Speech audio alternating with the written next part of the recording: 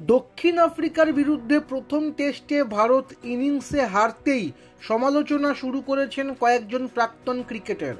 বিদেশে গেলেই ভারতের অবস্থা খারাপ হয়ে যায়, এটাই বক্তব্য সুনীল গাভাস্কর, রবি শাস্ত্রীদের।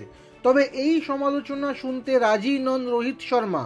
ভারতের অধিনায়ক একহাত নিয়েছেন সমালোচকদের সঙ্গে, পরামর্শ দিয়েছেন বিদেশে ভারতের সাম্প্রতিক রেকর্ড একবার দেখে নিতে।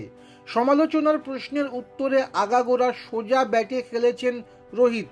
গাভাস্কর শাস্ত্রীদের বক্তব্য উড়িয়ে দিয়ে বলেছেন, মানছি এখানে আমাদের পারফরমেন্স খারাপ হয়েছে, কিন্তু ভুলে যাবেন না ইংল্যান্ড বা অস্ট্রেলিয়ায় গিয়ে আমরা কি করেছি। অস্ট্রেলিয়ায় সিরিজ জিতেছি ব্যাটারদের দৌলতে, ইংল্যান্ডের সিরিজ ড্র করেছি যেখানে ব্যাটার এবং বোলার দুটো বিভাগই ভালো খেলেছিল। এরকম পারফরমেন্স হতেই পারে, কিন্তু এমন নয় যে দেশের বাইরে আমরা ব্যাট করতে পারি না। কখনো কখনো বিপক্ষ আমাদের থেকে ভালো খেলে ম্যাচ জেতে, এই ম্যাচেও সেটাই হয়েছে।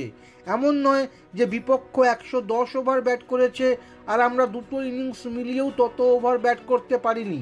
ভারতের বাইরে গত 4টে সফর দেখুন, রেকর্ড দেখলেই সব পরিষ্কার হয়ে যাবে।